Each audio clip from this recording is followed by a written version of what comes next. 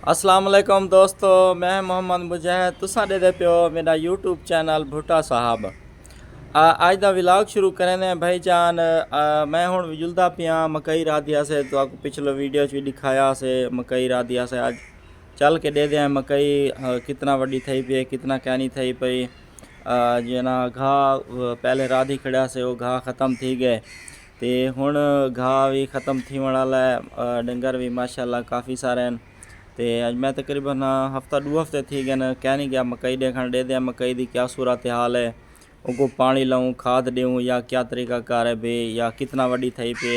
और चल के तुसा दोस्तों को दिखेंदे हैं, तो शेयर करेंदे हैं, तो आप भी दे दें। उनके बाद जना वेना अगो भांजा अपने को सदेना या कज़न मेरा खड़ा से उनको सदेना, तो कट्ठे चल के मकई दे दें। तुसा दोस्तों को भी दिखेंदे हैं।